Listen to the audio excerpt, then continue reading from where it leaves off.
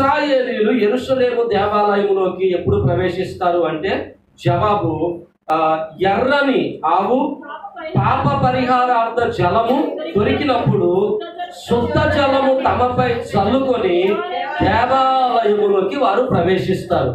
గమనించండి, ఎర్రని ఆవు దొరికినప్పుడు ఆ ఎర్రని ఆవును తీసుకొని పాప పరిహారార్థ బలిగా అర్పించి, అర్పించబడినటువంటి ఆ పాప పరిహారార్థ బలి నుండి అర్పించబడినటువంటి బూడిదను తీసుకొని ఒక పాత్రలో నీళ్లు కలిపి ఆ నీళ్లు తమపై ఏం చేస్తారు?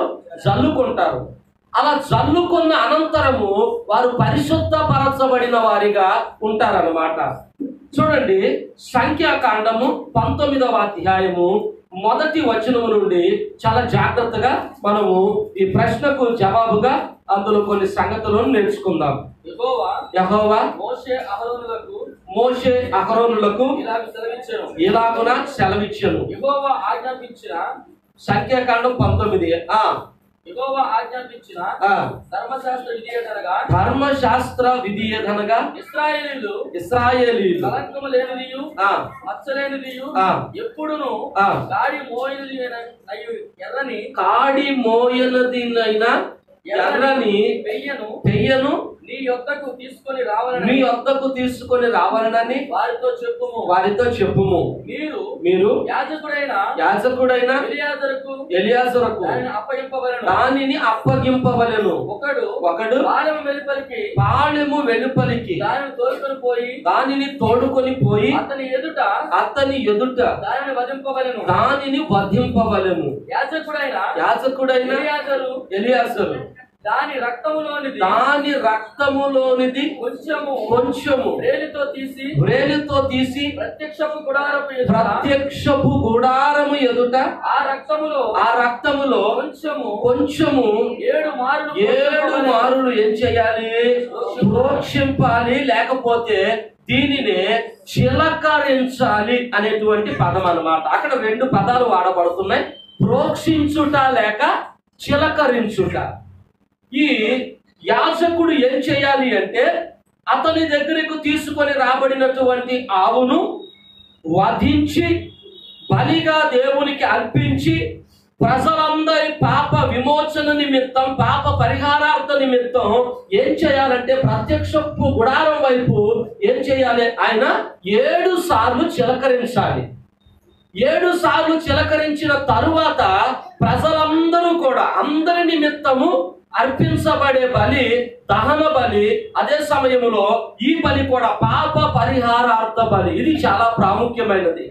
ప్రజలందరూ శుద్ధీకరించబడ్డారు అనడానికి గుర్తుగా ప్రతి సంవత్సరము ఒక్కసారి ప్రాయశ్చిత్తార్థ దినమున ప్రధాన యాజకుడు ఏమి చేసేవాడు అంటే, పరిశుద్ధ స్థలములో నుండి అతి పరిశుద్ధ స్థలములోకి వెళ్ళి దేవుణ్ణి శాంతింపజేసేవాడు, లేకపోతే దేవునికి బలియాగము చేసిన దానిని తీసుకొని వెళ్ళి ఆ స్థలములో ఉంచేవాడు, చిలకరించేవాడు రక్తాన్ని.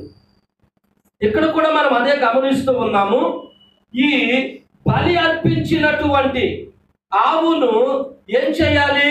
పూర్తిగా బూడిద గావించి ఆ బూడిదను అంటే మాంసము కానివ్వండి, అలాగుననే రక్తము కానివ్వండి, మొత్తము కూడా ఏం చేయాలంటే 5వ వచనములో అతని కన్నుల ఎదుట ఒకడు ఆ పెయ్యను దహించాలి. దాని చర్మమును, మాంసమును, రక్తమును, పేడయు సమస్తము ఏం చేయాలి?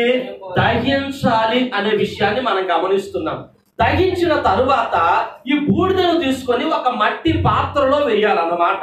బూడిదను తీసుకొని ఏం చేయాలి? ఒక పాత్రలో వేయాలి. ఆ పాత్రలో ఆ బూడిదను వేసిన తరువాత నీళ్లు కొంచెం పోయాలి. నీళ్లు పోయబడినటువంటి ఆ పాత్ర గమనించండి, ఈ విధముగా ఒక మట్టి పాత్రను తీసుకొని అందులో బూడిదను వేసి కొద్దిగా నీళ్లు కలిపి ఆ నీళ్లను ఏం చేయాలి? చిలకరించాలి. అలా చిలకరించినప్పుడు ఎముకలను తాకిన వ్యక్తి అయినా, శవాన్ని తాకిన వ్యక్తి అయినా, చనిపోయిన వ్యక్తిని, ఇదిగో హత్య గావించబడిన వ్యక్తిని తాకిన వ్యక్తి అయినా, అలాగుననే ఆ వస్త్రాలను కానివ్వండి, వాటి సంబంధమైనటువంటి వాటిని తాకిన వ్యక్తి అయినా, ఈ జలము ఎప్పుడైతే ఆ వ్యక్తి మీద చిలకరిస్తారో వెంటనే ఆ వ్యక్తి ఏమవుతాడు? పరిశుద్ధపరచబడతాడు. వెంటనే ఆ వ్యక్తి ఏమవుతాడు? శుద్ధీకరించబడతాడు. అయితే సంఘము ఎత్తబడుటకు ఇశ్రాయేలీయులు యెరూషలేము దేవాలయములోకి ఏం చేయాలి? ప్రవేశించాలి. మరి ప్రవేశించాలంటే వారికి ఎర్రని ఆవు కావాలి. ఎలాంటి ఆవు కావాలి చెప్పండి? ఎర్రని ఆవు. మరి ఇంతవరకు భూమి మీద సంపూర్ణముగా కేవలము ఎరుపు రంగులో ఉన్న ఆవు ఇంతవరకు పుట్టలేదు. ఇంతవరకు పుట్టలేదు. ఒకానొక దినమున మధ్యకాలములో ఒక ఎర్రని ఆవును కనుగొన్నారు. కనుగొన్నటువంటి ఇశ్రాయేలీయులు పరిశోధన నిమిత్తం పరిశోధకుల దగ్గరికి పంపిస్తే అక్కడక్కడ తెల్లని వెంట్రుకలు ఉన్నందున ఇది భవిష్యత్తు బలియాగానికి పనికిరాదు అని చెప్పి నిర్ధారించారు. ఇప్పుడు ఇశ్రాయేలీయులకి ఏం కావాలి చెప్పండి? ఒక ఎర్రని ఆవు కావాలి. అంత మాత్రమే కాదు గాని కలాల్ పాత్ర అంటే మట్టి పాత్ర వీళ్ళకి కావాలి. 9వ వచనం, మట్టి పాత్ర. మరియు పవిత్రుడైన ఒకడు ఆ పెయ్య యొక్క భస్మమును పోగు చేసి పాళెము వెలుపలను ఉంచవలెను.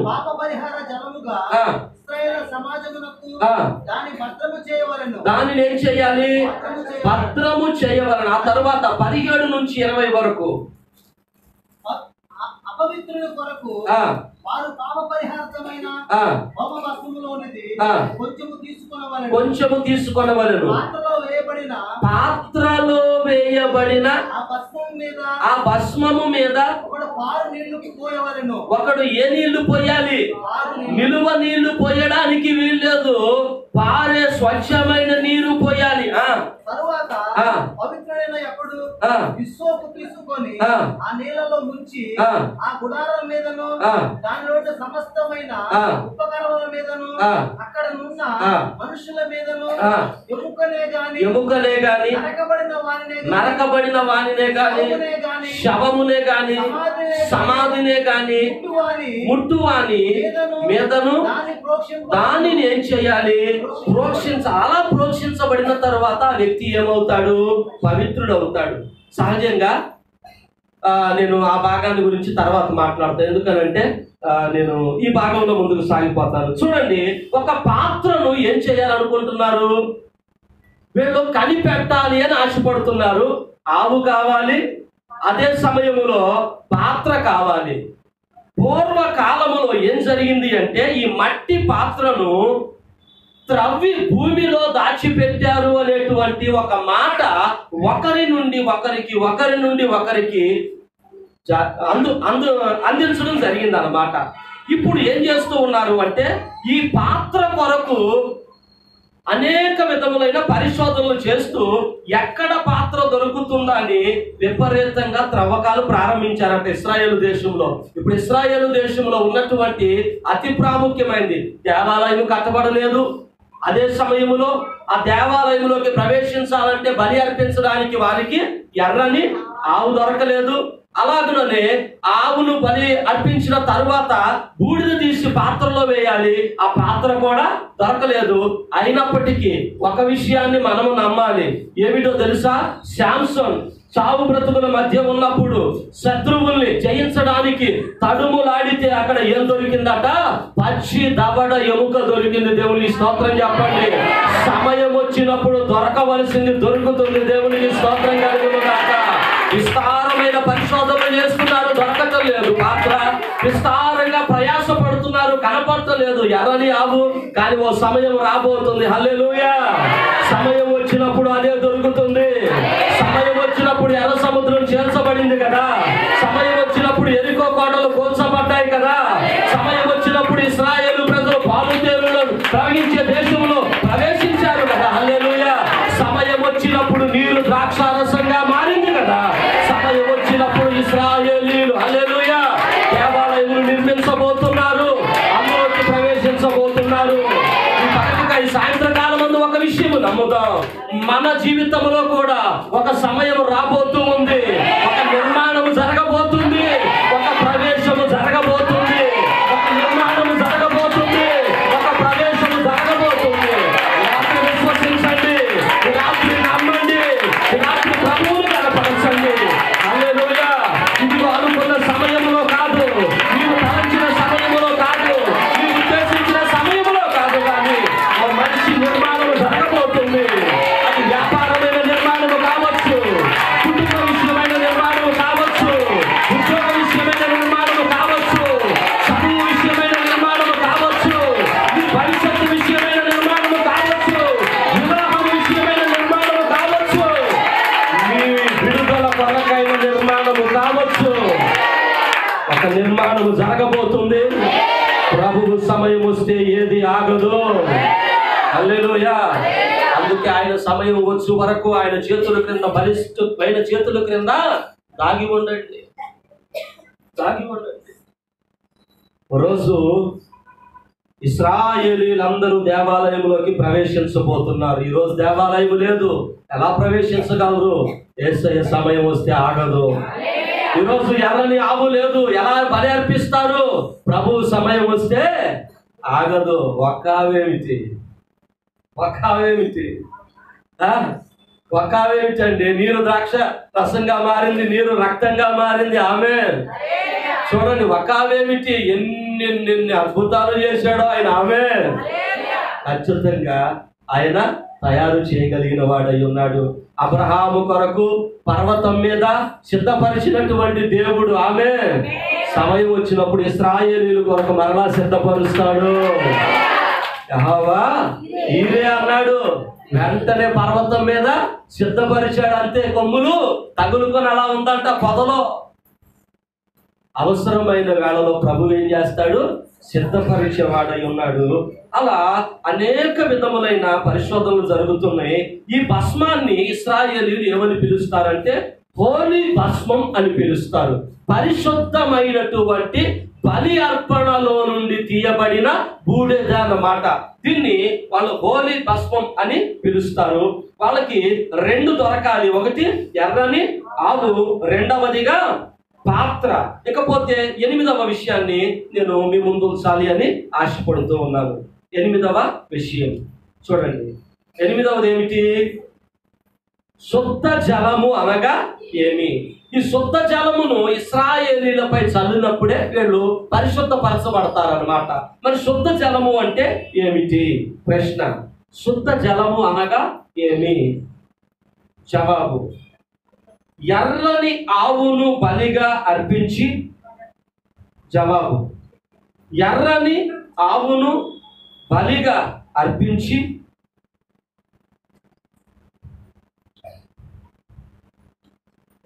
దాని ద్వారా వచ్చే బూడిదలో, దాని ద్వారా వచ్చే బూడిదలో నీళ్లు కలిపినప్పుడు అది శుద్ధ జలముగా మార్చబడుతుంది. ఎర్రని ఆవును బలిగా అర్పించి దాని ద్వారా వచ్చే బూడిదలో నీళ్లను కలిపినప్పుడు అది శుద్ధ జలముగా మార్చబడుతుంది. ఇది ఇశ్రాయేలీయులకు మిగుల పవిత్రమైనది. ఇది ఇశ్రాయేలీయులకు మిగుల పవిత్రమైనది. గమనించండి, శుద్ధ జలం ఎక్కడి నుంచి తయారవుతుంది? ప్రత్యేకంగా ఇది ఏమన్నా పర్వతాల మీద నుంచి వస్తుందా? రావటం లేదు. ఈ శుద్ధ జలము అనేది ప్రత్యేకంగా ఏదన్నా వెళ్ళి దూర ప్రాంతాలు వెళ్ళి సప్త సముద్రాలు దాటి తీసుకొని రావాలా? అక్కర్లేదు. ఈ శుద్ధ జలము అనేది ఎక్కడ లభిస్తుంది అంటే పారేటువంటి నీళ్లను తీసుకొని అర్పించబడినటువంటి దానిలో నుండి బూడిదను తీసుకొని ఈ నీళ్లు అందులో కలిపినప్పుడు అది ఎలా మార్చబడుతుంది? చెప్పండి. శుద్ధ జలముగా మార్చబడుతుంది. దేవునికి మహిమ కలుగును గాక. ఇది ఇశ్రాయేలీయులకు ఎలాంటిదండి? పవిత్రమైనది. ఇదిగో బలియాగము అయినటువంటి యేసుక్రీస్తు రక్తాన్ని, దేవునికి స్తోత్రం కలుగును గాక, దేవుని సన్నిధిలో మోకరించి నన్ను నేను త్యాగం చేసుకుంటున్నాను అని ఆ రక్తము నా మీద ప్రోక్షించబడినప్పుడు, ఆ రక్తము నా మీద వలకించబడినప్పుడు హల్లెలూయా, నేను శుద్ధ జలముగా మార్చబడతాను. నేను కూడా ఒక పరిశుద్ధమైన వ్యక్తిగా మార్చబడతాను.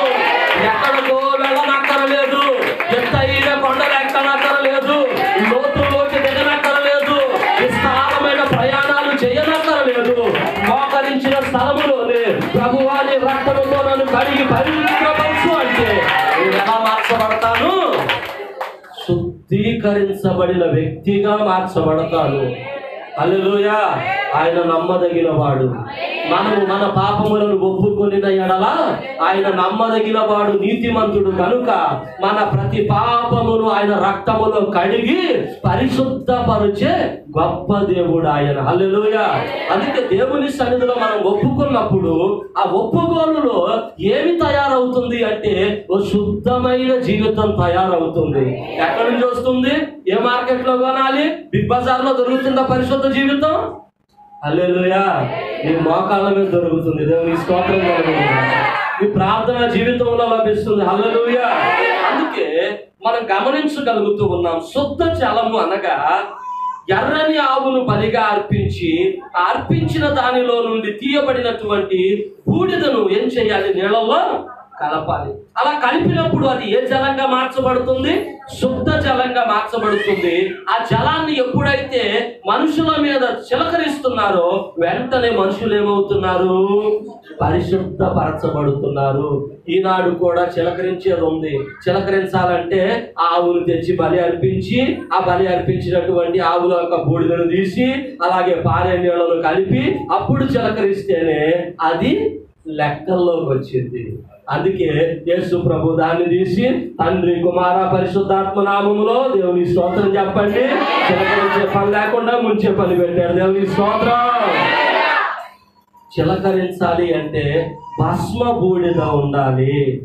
ఇక 9వ విషయం, ఇశ్రాయేలీయులకు మనకు సంబంధం ఏమిటి? ఇశ్రాయేలీయులు అని పదే పదే చదువుతాం, పదే పదే వింటాం. బైబుల్ తెలిస్తే అదే పదం కనబడిద్ది. వాక్యం ఎప్పుడు చదువుదామన్నా అదే మాట వినబడిద్ది. అసలు ఈ ఇశ్రాయేలీయులు ఎవరు? మనమేమిటి? వాళ్ళకి మనకి సంబంధాలు ఏమిటి?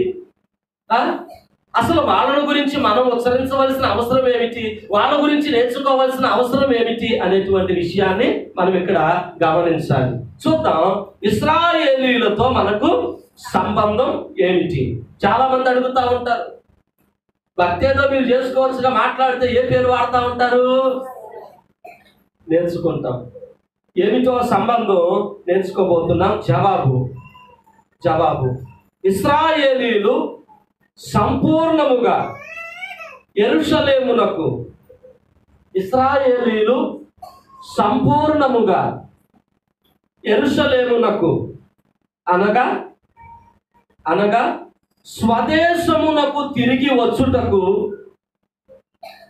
అనగా స్వదేశమునకు తిరిగి వచ్చుటకు సంఘము ఎత్తబడుటకు సంబంధాలు ఉన్నాయి. ఇశ్రాయేలీయులు సంపూర్ణముగా యెరూషలేమునకు అనగా స్వదేశమునకు తిరిగి వచ్చుటకు సంఘము ఎత్తబడుటకు సంబంధాలు ఉన్నాయి. జాగ్రత్తగా గమనించండి. ఇశ్రాయేలీయుల యొక్క 12 గోత్రాల వాళ్ళు చెదిరిపోయారు. ఎందుకు చెదిరిపోయారు అంటే భయంకరమైనటువంటి నరవధ అక్కడ సంభవించింది. ఒకే ఒక్క సందర్భం చెబుతాను, అన్ని సందర్భాలు చెప్పను, తర్వాత మరలా జ్ఞాపకం చేస్తాను.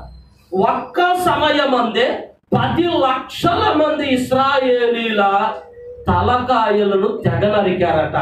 అదే ప్రదేశంలో ఒకరిద్దరు కాదు, 1000, 2000 కాదు, 10,000, 1,00,000 కాదు, 10 లక్షల మంది ఇశ్రాయేలీలు ఒక్క సమయమందే. అదే సమయంలో మరొక 1,00,000 మందిని మార్కెట్కు తీసుకొని ప్రపంచ దేశాల వాళ్ళకి మార్కెట్లో వస్తువును అమ్మినట్లు 1,00,000 మంది ఇశ్రాయేలీని అమ్మేశారట.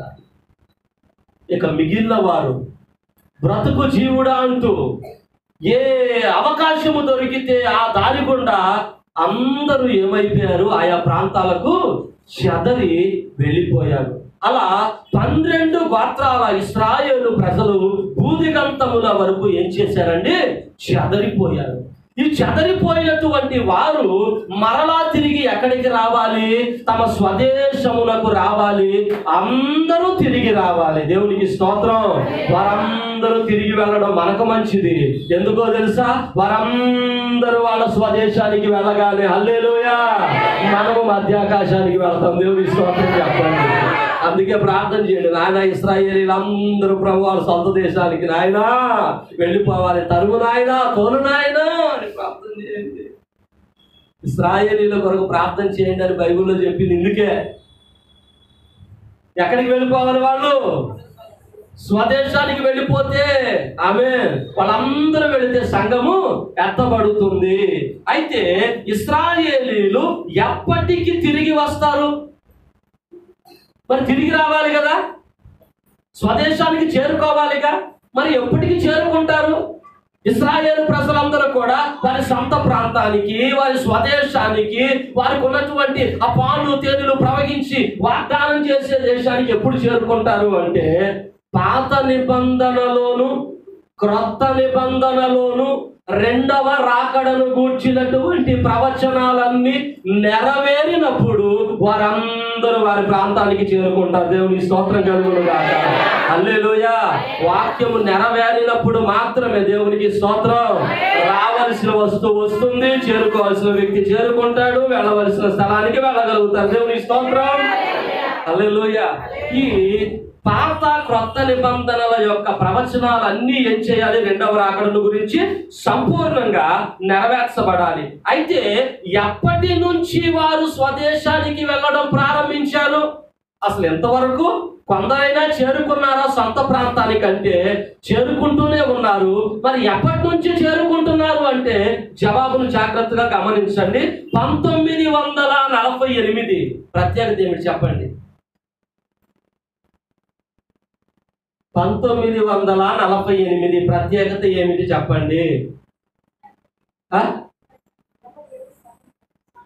గట్టిగా చెప్పండి. 47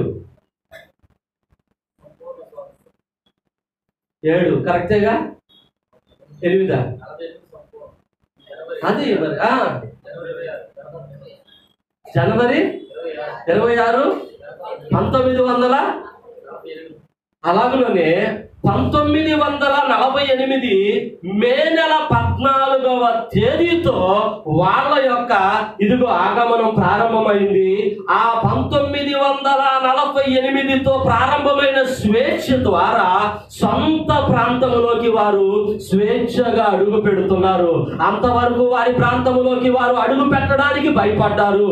ఎందుకంటే నా ప్రాంతంలోకి అడుగు పెడితే నన్ను చంపేస్తారేమో, ఇది దేవుడు వాగ్దానం చేసి ఇచ్చిన గడ్డ, ఇది దేవుడు వాగ్దానం చేసి ఇచ్చిన సేమే, ఇది దేవుడు వాగ్దానం చేసి ఇచ్చిన స్వాస్యమే. కానీ ఈ స్వాస్యములో మేము నిలబడలేకపోయాము. కారణం, మేము చేసిన పాపమే మా స్వాస్యాన్ని మాకు దూరం చేసింది. మేము చేసిన అపరాధమే మా గడ్డ మీద మమ్మల్ని నిలబడకుండా చేసింది. మేము దేవుని పైన చేసిన తిరుగుబాటు, దేవునికి విరుద్ధంగా చేసిన ఆరాధనే దేవుడు మాకిచ్చిన స్వాస్యాన్ని మేము అనుభవించకుండా చేసింది. అయితే 1948 నుంచి తిరిగి మరలా ఒక్కొక్కరు గుంపులుగా ఇశ్రాయేలీలు వారి సొంత ప్రాంతంలో అడుగు పెట్టడం ప్రారంభించారు. 1948 మే నెల 14వ తేదీ నుండి ఆరంభించబడిన ఆ మజిలీ నేటికి కూడా కొనసాగుతూనే ఉంది. గుంపులుగా ఇశ్రాయేలీలు వస్తూనే ఉన్నారు. హల్లెలూయా. ఇంకా ఎన్నాళ్ళ వరకు వస్తారు? ఇప్పటికే ఎన్ని సంవత్సరాలు అయింది? మన స్వాతంత్రం ఎన్ని సంవత్సరాలు చెప్తే అది కూడా అంతే. దేవుని స్తోత్రం. అంటే ఎన్ని సంవత్సరాల నుంచి వస్తూనే ఉన్నారు? 69 సంవత్సరాల నుండి వస్తూనే ఉన్నారు. దేవుని స్తోత్రం చెప్పండి. భయపడి పారిపోయినటువంటి ఆ స్థలానికి తిరిగి మరలా ధైర్యంగా వెళ్ళగలిగే శక్తిని దేవుడు అనుగ్రహించాడు. నేడైతే వారందరూ విజయ బాబు ఎగరేస్తా ఉన్నారు. దేవునికి స్తోత్రం కలుగును గాక. ఈరోజు స్వేచ్ఛగా దేవుణ్ణి ఆరాధించగలుగుతున్నారు ఇశ్రాయేలీయులు. ఈరోజు ఇశ్రాయేలీయులకు ఒక నమ్మకం ఉంది, మా స్వాస్యమును మేము అనుభవించగలుగుతున్నాం. ఇశ్రాయేలీయులకి రోజు ఒక ధైర్యం ఉంది, దేవుడు మాకు వాగ్దానం చేసిన వాటి వాటిని మేము సమృద్ధిగా అనుభవించగలుగుతున్నాం. నిశ్చయముగా ఒకరోజు తప్పు చేశారు, స్వాస్థ్యాన్ని పోగొట్టుకున్నారు, మరలా పశ్చాత్తాపడ్డారు, ఈరోజు స్వాస్థ్యాన్ని అనుభవించగలుగుతున్నారు. ఈ సాయంత్రం ఒక విషయాన్ని మనం గమనిద్దాం. నీ స్వాస్థ్యము నీకు దక్కాలి అంటే నువ్వు దేవుని సన్నిధిలో పశ్చాత్తాపడుతూ హల్లెలూయా ఎల్లప్పుడూ దేవుని తట్టు నువ్వు చూసే వ్యక్తివై ఉండాలి. ఎందుకు స్వాస్థ్యం కోల్పోతున్నావు? ఎందుకు ప్రభు ఇచ్చే వాగ్దానం కోల్పోతున్నావు? ఎందుకు ప్రభు ఇచ్చే బ్లెస్సింగ్స్ దూరం చేసుకుంటున్నావు అంటే ఆలోచన చేయాలి. ఏదైనా విడిచిపెట్టకుండా, ఏదైనా ఒప్పుకోకుండా ఉండేవి ఏమన్నా ఉన్నాయా? ఒకసారి ఆలోచన చేద్దాం. ప్రభువా, నేను విసర్జించవలసింది ఏదైనా ఉందా? నేను ఒప్పుకోవలసింది ఏదైనా ఉందా? నేను అధిగమించవలసింది ఏదైనా ఉందా? నా యందు అధికమైనటువంటి పొరపాట్లు ఏమైనా కనబడుతున్నాయా? ఖచ్చితంగా ప్రశ్నించుకోవాలి. హల్లెలూయా. నీ పొరపాట్లను నువ్వు అధిగమిస్తే ఆమేన్, దేవుని స్వాస్థ్యాన్ని నువ్వు అనుభవిస్తావు. నీ పొరపాట్లను నువ్వు అధిగమిస్తే దేవుని స్వాస్థ్యాన్ని నువ్వు అనుభవిస్తావు. దేవునికి మహిమ కలుగును గాక. నిశ్చయముగా ఈ 9వ విషయాన్ని మనం గమనిస్తూ ఉన్నాం. ఇశ్రాయేలీయులకు మనకు సంబంధం ఏమిటి అంటే ఇశ్రాయేలీయులు సంపూర్ణంగా ఎక్కడికి వెళ్ళిపోవాలండి? తమ సొంత ప్రాంతానికి వెళ్ళాలి. తమ సొంత ప్రాంతానికి వెళ్ళాలి. వెళ్ళినప్పుడు సంఘం ఏం చేయబడుతుంది? మధ్యాకాశానికి ఎత్తబడుతుంది. హల్లెలూయా. అయితే ఒక విషయం గమనించాలి. ఇక్కడ ప్రస్తుతం రాజధాని యొక్క మార్పు కూడా ఇశ్రాయేలు దేశంలో జరగాలి. ఒకప్పుడు మన ఆంధ్రాకి రాజధాని ఏమిటి? హైదరాబాద్. ఆంధ్రాకి రాజధాని కర్నూలు. ఇప్పుడు ఆంధ్ర రాజధాని ఏమిటి? ఏమో మరి చెప్పండి, ఏ ఊర్లో ఉన్నాం? అది ప్రస్తుతం రాజధాని మందగా రాజధాని డౌట్ ఏమన్నా ఉందా? లేకపోతే పక్కన ఉందా రాజధాని? ఏమన్నా రాజధానిలోనే మనం అందరం ఉన్నాం. మారింది రాజధాని. అలాగనే ఇశ్రాయేలు దేశంలో రాజధాని మారాలి.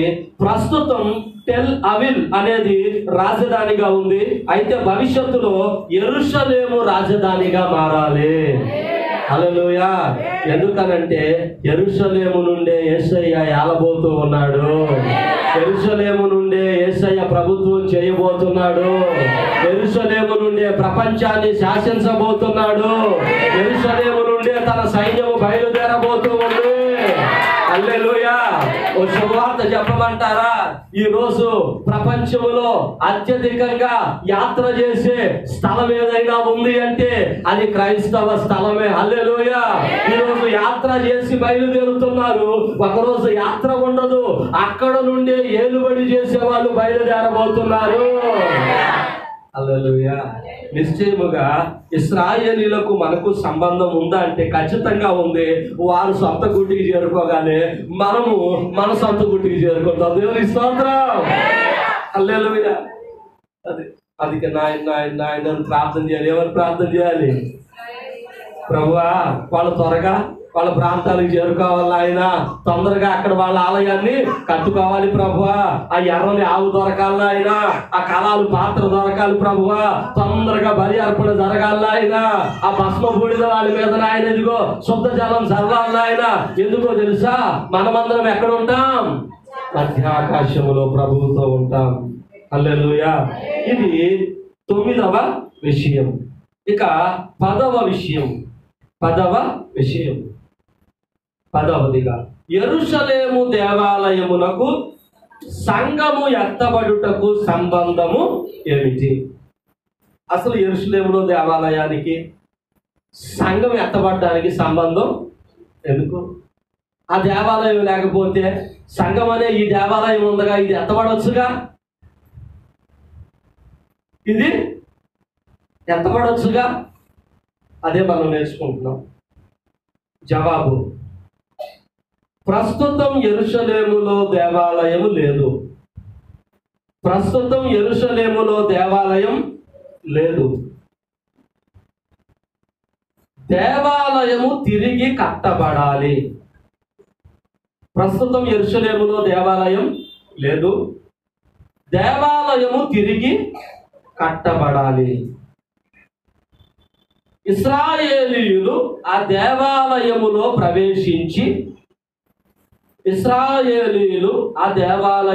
ప్రవేశించి దేవునిని స్తుతించాలి, లేక దేవునిని స్తుతిస్తారు. దేవాలయము తిరిగి కట్టబడాలి. ఇశ్రాయేలీయులు ఆ దేవాలయములో ప్రవేశించి దేవునిని స్తుతిస్తారు. వెంటనే బూరధ్వని వినబడుతుంది, సంఘము ఎత్తబడుతుంది. ఇశ్రాయేలీయులు దేవాలయములో ప్రవేశించి దేవుణ్ణి స్తుతిస్తారు.